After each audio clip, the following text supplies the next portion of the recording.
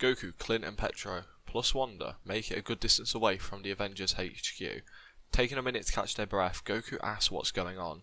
He sees Petro's arms bandaged up and everyone seems a bit tense.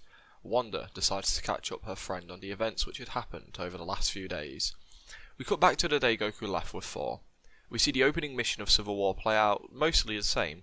However, thanks to Petro being alive when Wanda tries to contain the bomb and things start to go wrong, Pietro reacts, clearing out a few civilians before the bomb goes off. However, he doesn't manage to save everyone, leading to some events playing out like normal. However, the casualties have dropped dramatically. There are some minor changes for Tony too, as between him showing off Quentin Beck's new tech, which he still calls Barth, and him meeting Charlie's mother, we see Tony speaking to Jarvis about an idea on how he can upgrade his Iron Legion to be more like Ultron, stronger, faster, more intelligent, and this is all due to the events of Age of Ultron being dampened thanks to Ultron never getting the Mind Stone, less people dying in Sokovia.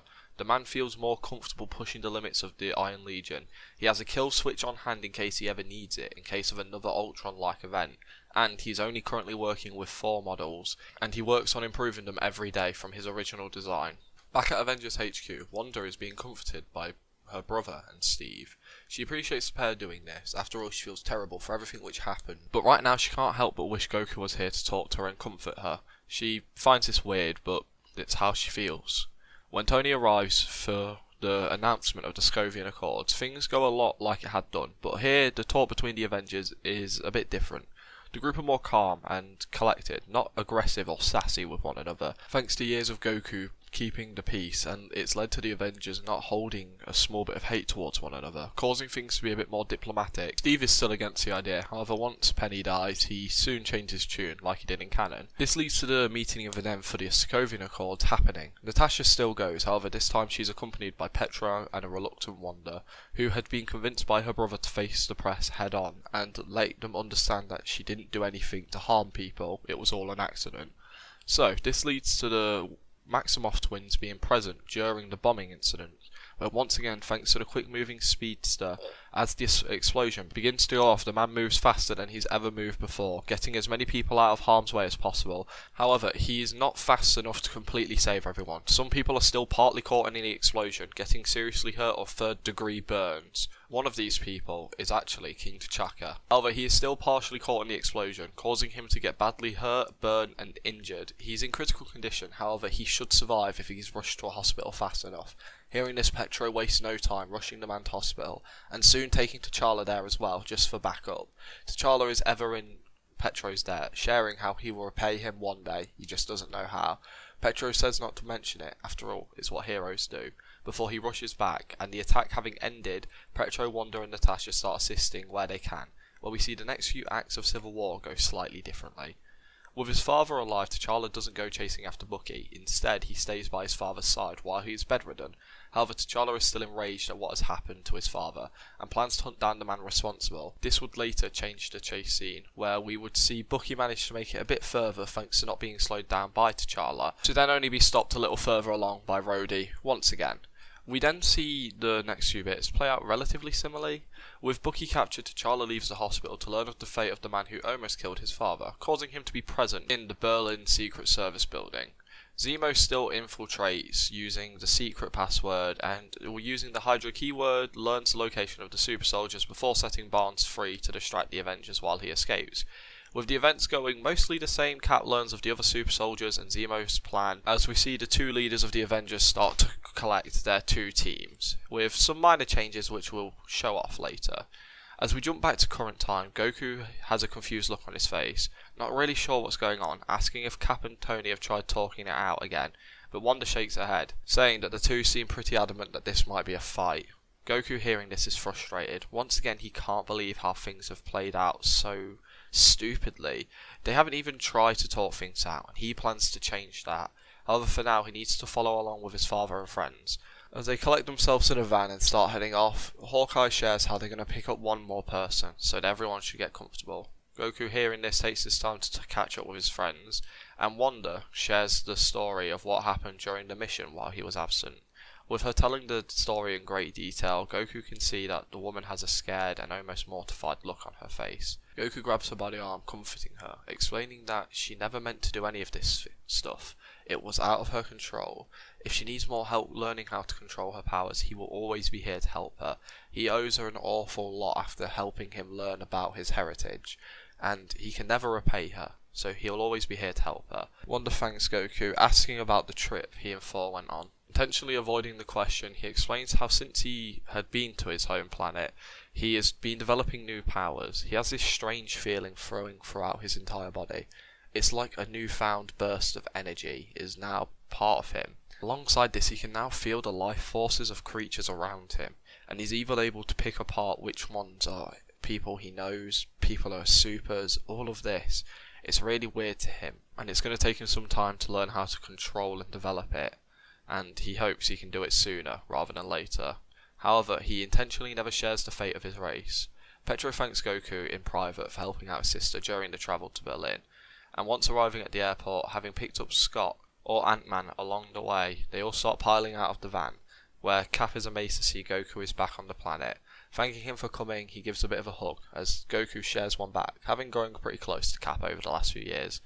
However, the boy is quick to tell Cap that he's not here to fight, he wants to solve things in a diplomatic way, something Steve supports, but asks Goku if things were to go sideways, if a fight was to break out, who will he be backing up?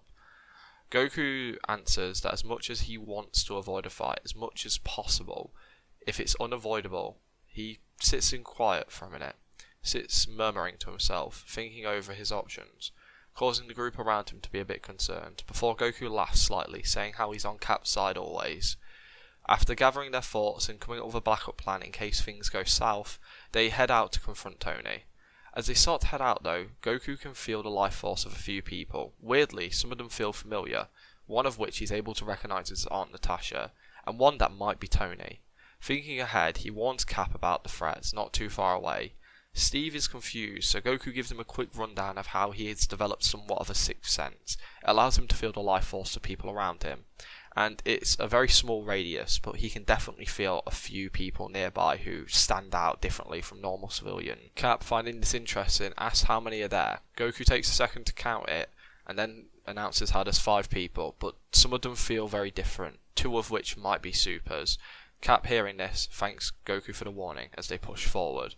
Once arriving outside, Tony shows himself. Seeing Goku, Tony is less hostile from the start, as the trio stand in silence for a few seconds before Tony breaks the ice, asking Goku how his trip off-world was.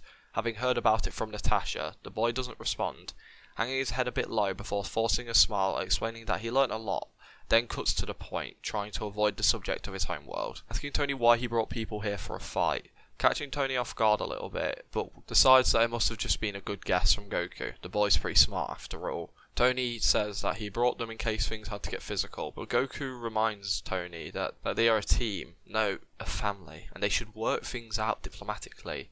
However, internally, Goku can feel his own blood boiling at the idea of fighting that many powerful people, but he suppresses this urge with all of his will. Tony tells Goku that he tried to solve things diplomatic, and Steve wouldn't play ball, so he is left with no other option. This causes Cap to share the threat of Zemo and the other super soldiers, while sharing how Zemo was the attempted assassin of King T'Chaka, and he's planning to get control over these soldiers and could do much more damage with them. Goku seconds this by saying that once they stop Zemo, they can solve this entire thing out. He'll happily sit down and talk out the Sokovian Accords with him, but for now Zemo needs to be stopped, so they should join forces, work together and stop him. Tony clearly is unsure, but Goku promises Tony that he will help make sure everything goes smoothly, preventing anyone else from getting hurt. He promises. Tony sits stewing for a few seconds, before reluctantly agreeing, calling for his team to gather round as Cap does the same. An awkward moment breaks out as the two teams stare each other down for a few seconds, before Goku breaks the silence by telling the two groups that there will not be a fight, and in fact they'll be working together to stop Zemo. Everyone seems happier with this outcome, as T'Challa, who was on Tony's side, walks over to Petro, thanking him once again, while Natasha and Clint spend a second catching up. Peter sits around looking awkward, geeking out about the fact all of his heroes are just sat around talking to one another, while over on the side we see Bucky, Cap, Tony and Goku all talking out their plan. Tony and Steve consider sending everyone back and just the 4 of them going. However, Goku breaks up this thought, reminding everyone that Zemo's got the upper hand on them currently and is far ahead of them, and he might already have released the super soldiers, so all the backup they need might be required. Bucky seconds this, saying that they might require everyone to take down the assassins. After all, he himself could not really go toe-to-toe with one of them. However, with Bucky sharing his opinion, Tony tells him to quiet down as the adults are talking, telling him to back off a little bit. Of course, Cap reminds him that Bucky knows best. However, Tony also brings up the idea how he's a wanted assassin, even if he didn't kill King T'Chaka. He's still got other crimes under his belt. He's looked into them, giving an angry glare towards Bucky. As Bucky backs off a little bit, Cap goes to retort, but Goku stops them from starting their argument, telling Tony that he is right, but they have no other option but to trust Bucky right now. The two bite their tongues after hearing this, and after a while of talking and learning of the location of the assassins, they all load into a jet heading towards Siberia. On the plane journey over, Goku takes the time to get to know the new people he's unfamiliar with, speaking with T'Challa, Peter and Scott, learning a few things about them. Goku finds him taking a liking to all of them, each having traits he finds interesting.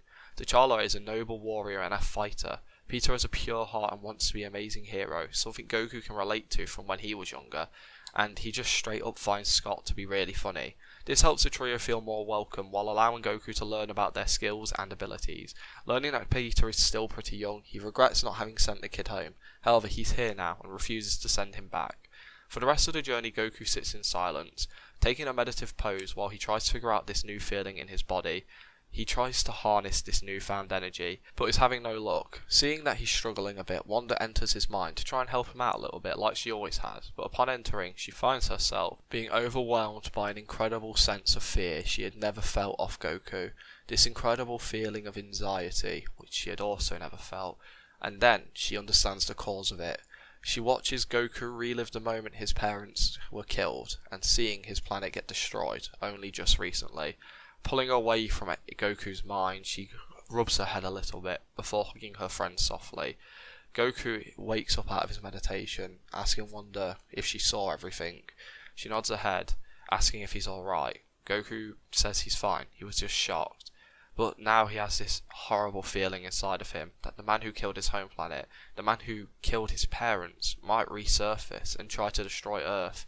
He had no idea what he was after, and that's why he needs to keep the Avengers together. At all costs, Wanda and Petro hear this, agree to help. However, the three new members in Peter, T'Challa and Scott hear this, and don't say a word about it, but realise that Goku wishes to save the Earth from an unknown threat, and this helps them gain trust of his judgment. Once arriving in Siberia, the group break into the facility, begin searching around. They find the super soldiers having been shot. Goku, having spoke to Peter earlier, knows he is fairly young still, and goes to cover the boy's eyes. However, Tony has beat him to it, having told his suit to cover his eyes. This sends Peter off guard. However, Goku helps guide him around until they are out of sight of the dead super soldiers. After searching around for a few minutes, they find Zemo, having locked himself into his safe place. The group spend a minute trying to figure out how to get to Zemo, as Goku begins to think if he could punch through it, sizing up the wall and figuring out his strength. He is pretty sure he could, but he's not sure how well the facility will hold, so holds off from it for just this second. While this is all happening, Zemo begins to speak and share why he and they are here, explaining that everything he had done, from the attempted assassination of King T'Chaka to killing innocent people, was all to bring them here. However, truthfully, he wasn't expecting all of these people, or King T'Chaka to live for that matter, but that doesn't change his plan in the slightest, as the screen starts playing the recorded footage of Bucky killing Howard and Maria Stark. Tony watches the video intensely, staring the screen down. Steve, knowing what this video is, tries to talk some sense into Tony before the video ends. However, Goku can't help but feel disgusted and confused at why Steve would hide this from him, why he wouldn't tell Tony about this. And Tony asks the questions which Goku is thinking, asking if Rogers knew about this. Steve goes quiet, tries to avoid the question, but Tony begins to push for an answer, causing Steve to tell him that he knew. Tony feels of pain he didn't know he could feel as he turns away, trying to collect himself. Rhodey moves to his side to try and comfort his friend, while Goku approaches Steve, telling him and Bucky to back off a little bit. However, Wanda can't help but sense the rage building in Tony. Quickly warning Goku, the boy tries to comfort Tony, moving away from Steve, but the rage is already boiled over as Tony's mask clips into place as he flies towards Bucky, swinging wildly, landing a solid punch in the Winter Soldier's face, sending him skidding backwards a little bit. Steve tells Tony to calm down, however Bucky has already begun to put up a fight, swinging and connecting with his prosthetic arm, making a dent in Tony's armour. As the two start fighting, it doesn't take long for Steve to join in. Shortly after that, Rhodey joins in.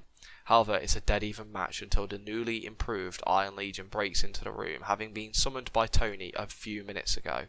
With both Bucky and Steve outnumbered and outpowered, Sam, seeing this, jumps in to help out his friend, trying to stop the Iron Legion. However, he does not gun for Rhodey, only fighting the robots and Tony. Meanwhile, the rest of the Avengers watch in shock, unsure of what to do or who to support. Everyone looks to Goku for answers, but the boy is currently stood in shock and anger. He can't believe that the two of them were so stupid to break into a fight, allowing Zemo to escape. He can't believe Steve didn't tell him about Bucky killing Tony's parents, so he could have tried to set something up. He can't believe everything going on, and more importantly, he can't believe how fast his family is falling apart. The whole bunker begins to shake violently, so does the mountain. A blue glow starts to emanate from Goku. However, before too much can happen, he feels a hand reach to his shoulder, someone grasping onto his hand as well. Looking around, he sees the face of his father having grabbed his shoulder, and Wanda currently holding his hand, while Petro and Natasha stand staring at him with a smile.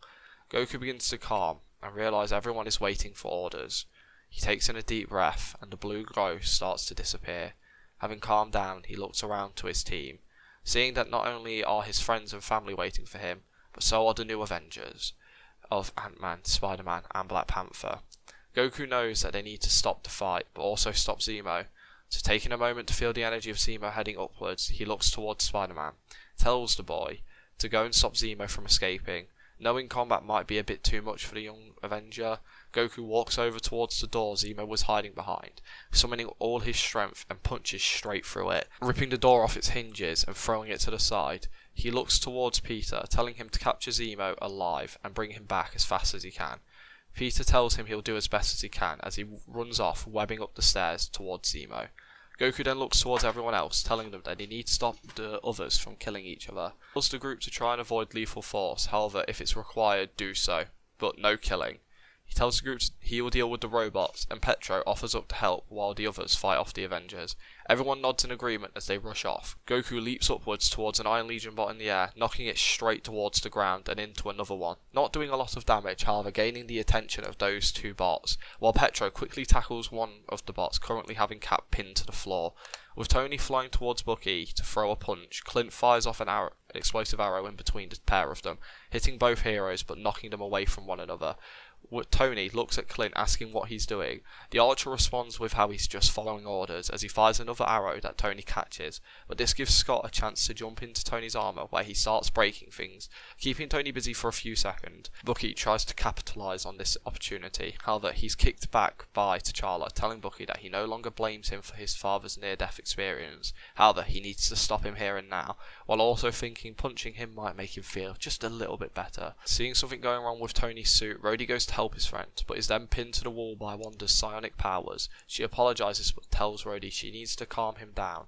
The man, who isn't angry at all, but is just wanting to help his friend, starts putting up a fight and manages to actually lift his right arm and fire off a repulsor blast, hitting Wanda, causing her to release him for a few seconds, giving him a chance to fly towards Clint, who barely avoids getting hit by a repulsor blast, quickly returning the favour with a shock arrow, causing Rhodey to freeze up as the arrow hits his armour, causing him to freeze up temporarily. But it's around this time that Scott is flushed out of Tony's system, and the Iron Avenger goes once again to fight Bucky. This time he is stopped by Wanda, who starts throwing a lot of lab equipment towards the man, keeping him on his toes. Over with Natasha, she is currently fighting Steve, trying to talk some sense into the man. She's saying how they should be working together and not fighting right now. And even though Steve does see the Iron Legion as a threat towards his friends, it's the man who summoned them that he sees as the most dangerous one. As for Goku, Sam and Petro, they are all managing to keep up with the 4 Iron Legion bots currently present, with Goku having to fight off 2 robots at once while Sam and Petro fight off the other 2 individually. Sam is having a hard time fighting his robot, but he's managing to avoid getting hit too much thanks to just being agile and having the aerial movement he needs. Petro is managing to keep his robot at bay while just slamming it with all of his speed and force, while Goku is currently being backed into a corner by the 2 robots. He's able to put up a bit of a fight, however these are by far some of the strongest things he had ever fought. Not quite Ultron's level, however he's definitely sure that these robots are stronger than Steve. And Goku knows that at this point in time, the only people who would have the power to defeat these bots is himself and Wanda, and it would take both of them working together pretty well. Goku has long since overtaken Steve in terms of strength and speed, so he fears of someone getting hurt, so he fights as hard as he possibly can. As the battle continues to rage on, we see our webbed hero climbing up through the stairs, giving chase to Zemo, who has nearly managed to escape the facility when he is caught by a web connecting his hand to the door he was once trying to open. Zemo tries to break free of it, but Peter tells the man that it would take about 2 hours for it to dissolve, or a lot of force for him to manage to pull it off. He would be impressed if he could see him do it though, as Peter then webs the man to the wall of the facility, having captured Zemo. Letting out a small cheer before remembering the battle on the lower floor, he wants to go back and help, but remembers he needs to grab Zemo. So, pulling the door he is currently connected to off its hinges, Peter begins to drag the door Zemo's on, however he can tell it's going to take him a while. Back with the Avengers battle, the Iron Legion robots Goku is fighting are proving to be a bit too much for him to handle in a 2-on-1. Having him backed into a corner, he hasn't given up fighting yet, but he's getting hurt pretty badly as the battle goes on. Seeing this, the others try to help him, but are caught up in their own fights and not really having the opportunity to escape. Goku realises he's on his own, so, with no other way to get out, he tries to harness this energy he has been feeling flowing throughout his entire body. He closes his eye, getting punched repeatedly in the chest, but he still stays calm, concentrating as hard as he can. Feeling the new energy flowing through his body, he begins to feel the life force of all the people around him. Remembering the energy beam that his father had used to kill a Leviathan, he begins to channel all this newfound power into his palm. As his right hand begins to glow, electricity begins to spark, as a blue ball begins to slowly form in the ball's hand. Tony's sensors picking this up cause him to turn back to see Goku channeling this energy, preparing to fire off an attack of such power, which is off the charts. He shouts out for Goku to wait a minute, however it's too late as the boy releases a blast of massive proportion. The beam rips straight through the Iron Legion's chest, hitting the back wall of the facility and causing a giant explosion. Everyone stops their fight as the ground below them begins to shake, as an alarm begins to blare out. Everyone begins to panic, and as if the last few minutes never happened, Steve calls out asking what's going on. Tony responds that it seems the blast damaged the building's integrity. Jarvis is doing a scan and can see that the building will only be standing for a minute more. As Tony says this, bits of the ceiling begin to fall around everyone, causing Steve to fall back into place as leader, calling out for everyone to start escaping. It doesn't take long for everyone to start falling back into position. As everyone starts escaping, the Iron Legion robots start providing help. With a scared Peter making it back down to the battlefield, he sees that everyone's escaping. An Iron Legion robot quickly takes Zemo off the kid's hand and flies off with him. Peter then starts running back towards the ship, and while everyone is escaping, Steve and Tony both notice that Goku is missing. Looking around for the young boy, they look into the corner where he once was fighting the 2 Iron Legion robots, seeing him trapped under rubble and not moving. Without thinking, the pair rush over to him, as Tony lifts the rubble off Goku, while Tony pulls out the younger Avenger. Having freed him, Tony gets a chance to feel that he has a pulse still, and the pair look at one another with a sigh of relief, before sharing a small nod, with no words exchanged. As they begin to escape with the unconscious Goku, rubble falls down all around them. Wanda, using her psionic abilities, prevents the plane from getting any form of damage happen to it, as Goku, Steve, and Tony all get onto the ship. Natasha starts getting them free of the building, the ship managing to escape completely unharmed. We cut forward an hour, only a mile away from the facility where the Avengers were once fighting. We now see everyone sat in silence, with Goku starting to slowly wake up. Petro excitedly alerts everyone to it, as everyone gathers around the boy as he begins to sit up, asking what happened, causing Tony to explain how he blew up the entire building. Goku jumps up asking if everyone's alright, everyone's safe, did they get Zemo, to which Steve responds with a nod. Looking around, Goku sees Spider-Man reapplying some web fluid to him, giving a small wave to Goku. A sigh of relief leaves Goku's mouth as he thanks Peter for doing what he asked. As the boy lets out an excited "it's alright," Goku tells him good job, getting the boy a bit giddy. With things having calmed down, Goku asks what happens with the team now. Is Tony going to send them to jail? Or is Tony going to be able to look past this for the greater good of the Earth? Everyone falls silent, but Goku can tell from the look on Tony's face and looking into his eyes, he won't ever be able to look past this. Goku gets ready to talk, but Tony turns away. He tells everyone that neither will be happening. He almost lets out a disappointed sigh as he explains the Avengers may never work again. As for taking everyone to prison, He supposes they are criminal, and it is the right thing to do. But if they were to have beat him up and steal his jet, he doesn't know how things might play out. It might be different, and they won't have to go to jail. A confused look comes across everyone's face before they realise what's going on. As Cap teams look at one another, Sam, Bucky and Steve start to walk away. Steve and Bucky approach Tony from behind. Bucky apologises, getting an angry response from Tony, telling him that if he ever hears of him doing anything to harm anyone ever else again, he will hunt him down and tear him apart. Bucky nods, agreeing, walking into the ship as Steve walks closer, thanking Tony for this chance. Tony says nothing as Steve, Sam and Bucky enter the ship. Seeing the chance to leave, knowing they are currently criminals, Petro and Wanda stand up, heading towards the ship, and encourage Goku to do the same. Goku feels weird about going rogue like this, as he tries to get his father to come along. However, Barton remains still, telling his son that he has to stay here with Tony. Goku is confused as Clint explains that if he's to go rogue, he won't ever be able to visit his family again, at least not for a while. Hearing this, Goku offers to stay as well, not wanting to go without seeing his family. However, Clint tells his adopted son that he has to leave. Goku is confused, but Clint tells him that thanks to Goku's alien heritage, if the government are to lock him away, he may never be let free again. At least he himself, only being a human with a bow and arrow, he might be allowed to leave and might even get to go home just having to wear a collar. He isn't sure of his own fate, but knows what will happen to his son if he stays. Goku goes to argue, but in a rare moment of understanding, Tony turns, facing Goku, telling the boy it's true, explaining how they will poke and prod at Goku until they know how he works, even if it means killing him. And truthfully, it's the only reason he's ever giving him this chance. After all, Tony owes him a favour after Goku had saved Pepper all of those years ago. So he should take this chance and leave. He promises he'll do all he can for Barton, but right now the boy needs to go. Goku, almost in tears, hugs his father tightly. They sit there for a few minutes before Clint tells his son he needs to leave, and they finally say goodbye for what feels like forever. As the Saiyan is pulled onto the ship by his two friends, getting comforted by them, Scott, having heard he will get a chance to go on parole, he decides he will stay for his daughter's sake. Tony looks towards Natasha, who's clearly eyeing up the ship, and tells her to leave as well. The woman is shocked and says that she wasn't going to leave, but Tony cuts her off, saying that she wouldn't last 5 minutes under the light of the government, so she should go. She thanks Tony, telling him how he's not as cold as she ever thought he was. As they all get ready to take flight, T'Challa walks towards them, telling them that they will all be welcome in Wakanda. The group thank him, as the country's coordinates seem to already be logged into the ship. Panther looks towards Petro, telling him that he always repays his debts.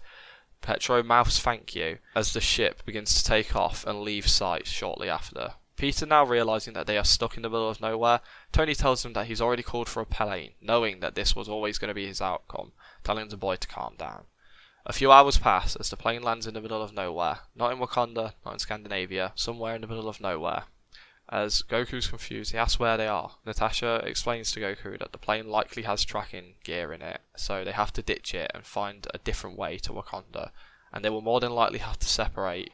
The three younger Avengers look to see the others getting into civilian clothes, getting ready to depart. Natasha can tell the three are a bit shaken, so walks towards them and tells them she knows the three of them can do it, and she's already called in a friend who will provide them with clothes, money and transport, not too far from their current location. She writes down a number, giving it to Goku, telling him that this is the man that she has contacted for them's number, so if they ever need to contact her, explain to him how he is her nephew. She will come and help out as soon as she can, but for now the trio need to do it alone. Hearing this helps calm them, as Natasha and Goku share a hug. The woman whispers into the boy's ear that the other two will be looking towards him to lead, so stay strong. I know everything's a bit over the bearing for you right now, and I know you're worried about your father and the fate of your family. I know they'll be fine. Tony is a man of his word at the end of the day, and Clint's not as weak as you think, so trust them. Goku gives a small nod, letting a tear roll down his face, before he pulls away and wishes his auntie the best. As we see Steve, Bucky and Sam soon leaving the ship, Natasha also heads off on her own, leaving the three young Avengers to do it alone. At first, they look unsure, no idea of what their fate holds, but Goku soon forces a smile towards his two best friends, telling them that they should really get going, since it isn't doing them much good standing here. The two agree, heading off towards the location Natasha gave them, talking as if nothing had happened, while all deep down hurting quite badly. that's the end of this part. Sorry it went on a bit longer than I thought, and sorry it took me 6 months to make, but I really enjoyed it, and I hope people did as well. Goku's starting to develop more of his Saiyan-like abilities, and as time goes on, we will see him master them. However, with the Avengers having split up on much better terms in this timeline, how will this affect the future arcs? How will things play out differently as we enter the next few movies? This all being said, I hope everyone enjoyed. Have a great day and a good night. Hopefully, I'll see you next time.